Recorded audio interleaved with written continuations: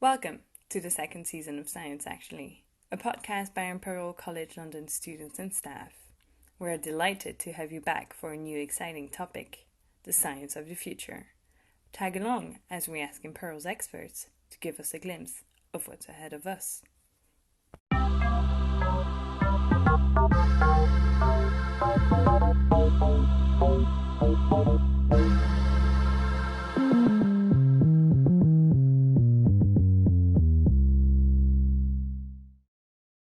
Welcome to this episode of Science Actually podcast. My name is Ovidiu, and I'm a research fellow in intelligent data curation. For season 2 of this podcast, we are recording a 2-episode series on biases in artificial intelligence. Artificial intelligence is often abbreviated as AI, so I will use the two terms interchangeably to the episode. In the previous episode, we looked at biases in AI and their impact on society from legal or medical point of view. In this episode, we will explore some potential solutions to biases in AI with two guests. Ultimately, this episode will explore how Imperial experts are approaching one of the biggest challenges in artificial intelligence and answer the question, can we remove biases from machine learning model, or this is something we'd have to live with? In the first part of the episode, Dr. Kennedy will talk about the business perspective of biases in AI and the impact of all this on daily activities. In the second half of the episode, Professor Toni will introduce the topic of explainable AI and will tell us more about the human-in-the-loop techniques she is developing with her group. Our first guest, Dr. Kennedy, is an associate professor in business school and co-director of the Data Science Institute. Dr. Kennedy was educated at Northwestern University and Stanford. Before coming to Imperial, Dr. Kennedy was at the University of Southern California Marshall School of Business. Dr. Kennedy, thank you for joining us today. We are very excited to talk to you about the future of AI, biases, and the impact of biases on business. In our listener community, the consensus is that businesses should do whatever possible to remove the biases from the product they are developing. Is that even possible, or do we have to live with these biases? Well, I don't think you're going to find many people who would say that businesses should just be lazy or ignore these problems.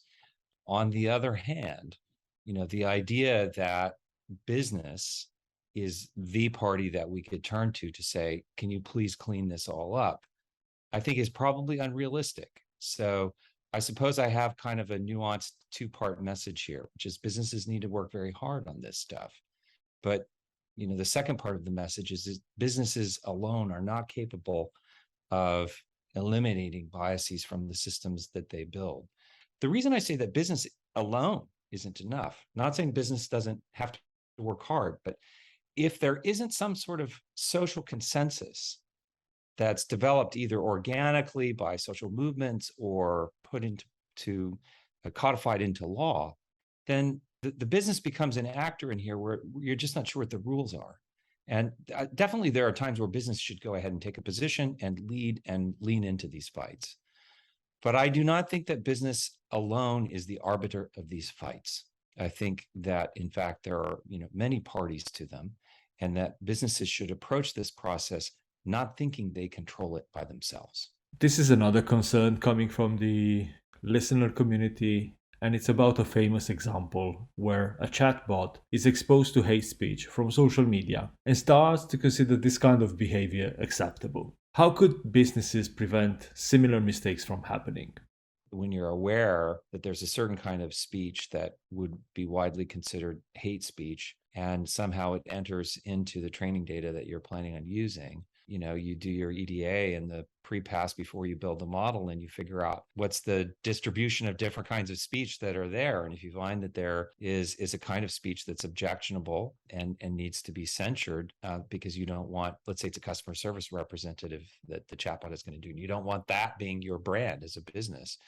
Unlike what I was saying in the first question, that is a case where I think business absolutely has to take a point of view on that, and is accountable to customers for the results. So even in the case where there's going to be some sort of public debate about what is hate speech, every business will need to take a point of view on where they're going to stand on that.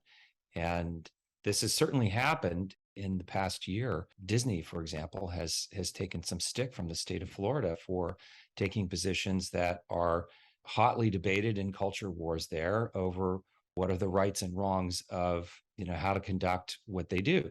And I give them some credit for taking a point of view there. Many people would say they haven't gone far enough, but they certainly have gone far enough to have been penalized for it in the political environment. So this is why I said earlier. So philosophically, can businesses remove all bias? Absolutely not. Because what we even call a bias isn't something that we leave to business to work out. Business is an important party in all of that, but there are many parties in that. And that's kind of why I gave that answer. And I hope that doesn't sound too obtuse. I know there will be some people who are saying, oh, Mark, he works in a business school, so he's just giving businesses a pass. And trust me, I'm stridently activist enough on this stuff. But also there's a philosopher in me that says, okay, but let's really dig into what's going on here. And it's not a matter of any one party to this whole process, except ultimately for those that make the laws can control what we will call that second kind of bias, what is right and what is wrong.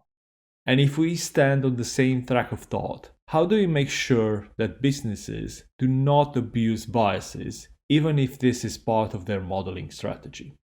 Again, I'm going to sound like such a nerd here, but abusing a bias, we have to be pretty clear about what we think that is. I personally would say that there's quite a bit of abusing of biases in the digital economy these days. A lot of the online content that we consume is curated and selected for us by algorithms that generally are designed to optimize for engagement. And so one of the reasons why we've seen such a flowering of kind of alternative facts and conspiracy theories and things that are very questionable, clickbaity type content that really end up in, a lot of people's feed. I see some of this stuff, and it's not that I click a lot on it, but it's that the algorithm says, okay, this is the kind of stuff that people really seem to jump on. Why is that? It's because any sort of flavor of this sort of stuff ends up being something that tells people what they want to hear or gives people a feeling that keeps them coming back. And a couple of the feelings that do that quite strongly are anger and fear. And the reason for that is that you get a dopamine hit from that. And so it can be properly addictive. I asked this question of Anna Lemke at Stanford she said, yeah, absolutely. That is something that will be addictive for people. So there is abuse already in the system. Why? Because, the business is there to kind of build a system that works for customers following some simple principles. Do I think that people, when they built these algorithms and systems, said, I know what? Wouldn't it be great if we could figure out how to create a bunch of hapless addicts to crap content that would promulgate a series of kind of competing narratives about the way that society would look or should look, that would end up kind of tearing at the fabric of society and undermining the prospects of democracy? No, I don't think that's what people set out to do. But it is what happened or is happening. And at least this is what people are debating. You may say, Mark, you're over dramatizing, but there's certainly a lot of people that are very concerned about this. So how do we stop that abuse? I think, there's what the individual can do. It's kind of like, I'm prescribing a little bit as, like, how could you be healthy? Individuals can be responsible for, a healthy degree of change that does accumulate and aggregate to make a difference. I think leaving it to individuals alone, though, is probably not enough. I would suggest also that there's a role for activists and people who think about policy, whether in government or as social movement organizers, that it's worth saying, hey, we should bring some awareness raising to these issues and suggest, the kinds of things that we ought to be considering in terms of policy. And then in government, people who are elected officials or who are in professional positions looking over policy, I think should be having a look at this. And the more that we debate it and think about it, the more likely we will be to limit the abuses that are there. So I think it would be a mistake to say, I have found the bogeyman for all of this, and it is tech company XYZ. I also think it would be a mistake to say, oh, poor tech, lay off, give them a break. I think we have to apply pressure on this stuff. But again, it kind of goes back to my first point, which is that it's about having a societal consensus on these things. Change from one party alone is really hard. So I think we kind of have to engage that process whereby we set social norms that will prevent abuse. And by the way, I would suggest that, stiff penalties for abuse might not be a bad thing. Okay. To finish off the conversation, I'm very curious about your current research. Can you please share any details and things that you're currently working on with your colleagues? I guess I'm doing a few different things, which I'll top line and then focus on one that's really relevant to the conversation today. I've been interested forever in social ontologies and how people decide what is real. I'm basically, in a way, an applied philosopher doing work that's at the intersection of organization theory, cultural sociology, and computer science, where I'm thinking, well, how did these things get created? I'm sort of using methods adapted from AI and computer science, but on questions that cultural sociologists would ask, that organizations theorists would ask about, how do people decide what's legitimate, what they're going to, hold up as a social norm, as a standard.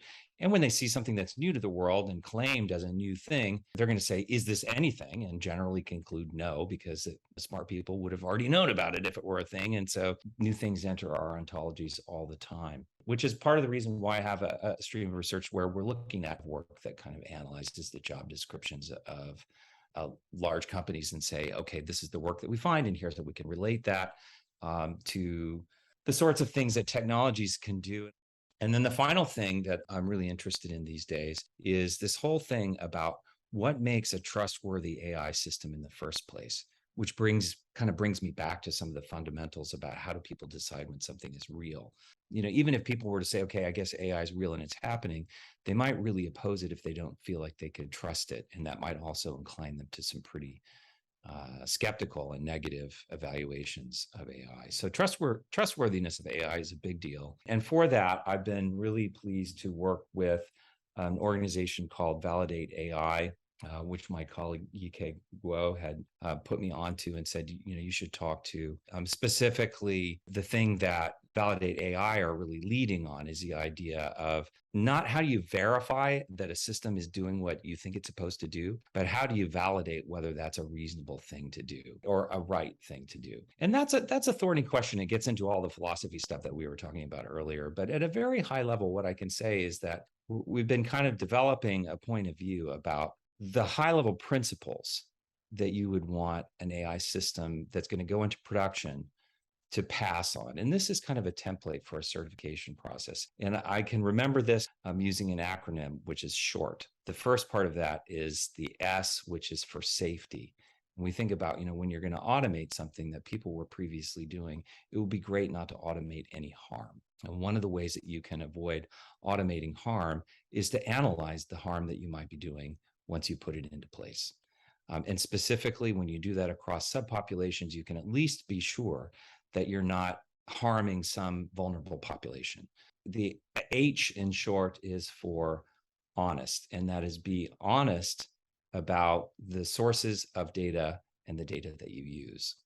Be open about what goes into it and declare all of that. R is for responsible. Take legal and financial responsibility for anything that goes awry with this system. That almost certainly involves insurance at some point. And T, have a third party look over your shoulder and keep you honest so that it's not just you saying you've done it all right. Somewhere in between ontologies, thinking about kind of how organizations are changed all this and coming up with methods for analyzing all that, and thinking about trust and hopefully building some practical systems and standards that people can use to make not just a faster world, where we do greater bad more cheaply, but a better world where we really look at things in detail and with care and with third parties looking over our shoulders before we put production systems in place. Hopefully some good comes of all that. Very, very interesting conversation. Thank you so much, Dr. Kennedy, for joining us today on the podcast. Thank you very much. It was a pleasure. The second guest is Professor Francesca Toni, professor in Computational Logic and JP Morgan Research Chair in Argumentation-based Interactive Explainable AI in the Department of Computing at Imperial College London. She's also a member of AI at Imperial Network of Excellence and leader of Computational Logic and Argumentation Research Group. Most recently, she became the founding leader of Center for Explainable AI. Professor Toni, thank you for joining us today. We are very excited to talk to you about the future of AI. Can you please introduce the topic of computational biases in AI and why this is important? Yes, actually, the fact that AI is biased is one of the main push towards the need for explainability and explainable AI. So a lot of AI nowadays is based upon data. It develops from crunching data. And of course, data is collected by humans, and it's about human behavior and incorporates any biases that humans may have. Thus, the resulting AI is, by definition, somewhat biased. In order to make sure that we can trust AI, we need to understand what it does. So explainability is all about leveraging on abstractions of models that allow to understand what the models are doing and why they are computing some outputs, thus unearthing any biases in the data. And some of the interesting work in explainability is trying to then leverage upon the explanations to somewhat mitigate the biases in the model by using the information in explanations for debugging. But assuming that this is not a matter of cost, can we even eliminate the biases in our data? I think that would be very difficult, and it would be hard to prove that the data that we use to build models are completely bias-free. Biases have a subtle way to get through, a bit like water in crack.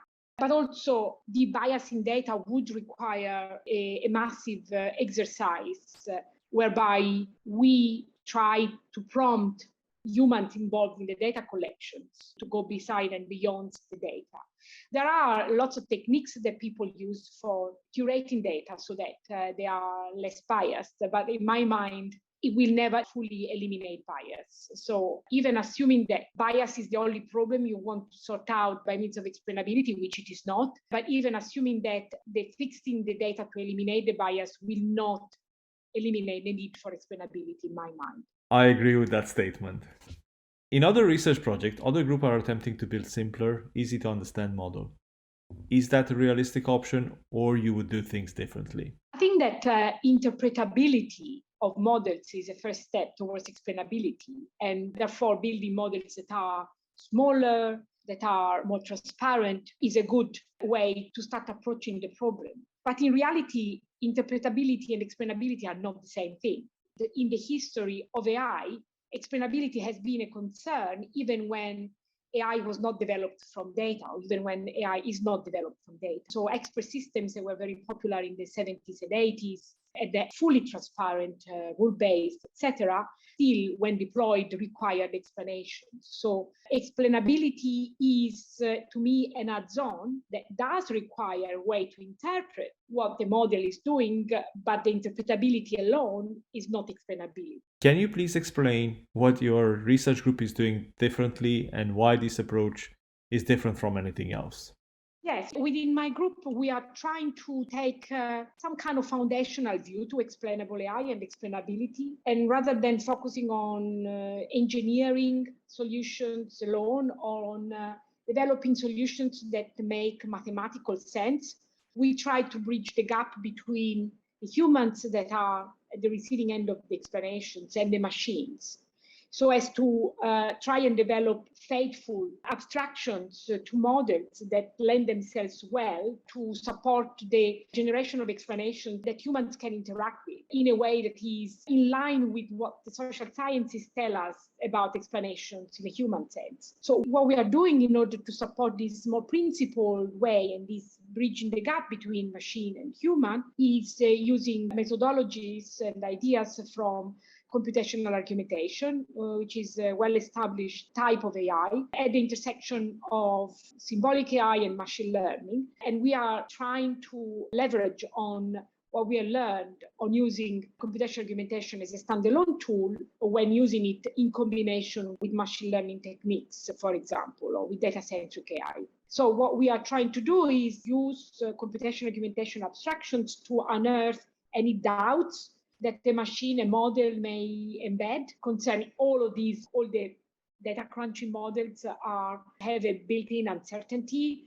In some cases are probabilistic, and they are massaging away the uncertainties somehow, but there is underpinning uncertainty. And when we explain those models, we try to dig out this uncertainty, giving a kind of a way to humans to inquiry about the uncertainty and potentially inject knowledge and pave the way towards debug. So the basic idea is abstractions that lend themselves to interactions with humans. Ultimately, I feel that the solution comes back to humans and integrating humans into the approach, allowing them to provide feedback about the biases and how they feel about it. In one of your more recent research papers, you add humans in the training loop, allowing them to debug the biases of the machine learning models. Can you give us more details about this? Yes, that's defined work by one of my students, Piawat. So that work is based upon the idea that you can try and abstract away from, in that case, a deep learning architecture that is being used for language classification. So you've got a system that takes an input piece of text and tells you whether it's about business or military or whichever other topic. So that's one task that we are focusing on. And what we have first done is build an interpretable layer over these models, whereby we can show some of the hidden neurons in those architectures, which correspond to the convolutional filters. We can show them to humans. And the way we make them interpretable is we turn them into word clouds by passing training data through them and seeing which training data activates the most those filters, then building word clouds from those training data. So we then first have an interpretable counterpart of those complex models, and there are approximations, but they're useful for showing the humans what those models are doing. Humans can just say that filter which supports a certain class is wrong. It shouldn't really be. It embeds biases or it builds upon artifacts, so it shouldn't be used by the model. We then develop a post-processing, a fine-tuning step of the model that, without requiring retraining, takes into account the opinions of users when a majority of users agrees that a certain filter is to be dismissed. And by doing that, we have a human in the loop, if you like, debugging system empowered by global explanations of the models. And we show that this process, whereby the human feeds back into the system and the system improves using the feedback, gives rise to models that are more robust and less biased. So that's somewhat a proof of concept of the kind of methodology that we could aspire to more broadly within AI. So ultimately, in the future, someone could use this technique to allow non-expert users to debug their own data and their own models and understand how their own private data is used in machine learning. Is that correct? Yes, absolutely. So we have designed this human in the loop debugging so that it's really targeting non-specialists. Indeed, we have gathered human feedback through a crowdsourcing platform. So the idea is to empower the humans to improve models as they use these models or prior to using these models. And until they're confident that these models are sufficiently robust and trustworthy that they can be safely used. And of course, they can be used by experts as well, but do not require the standard expertise that debugging typically needs these days. That's a fascinating topic and a fascinating paper. Thank you very much, Professor Toni, for joining us on the podcast and for this interview. It's been a very interesting discussion. Thank you for having me. It has been a pleasure.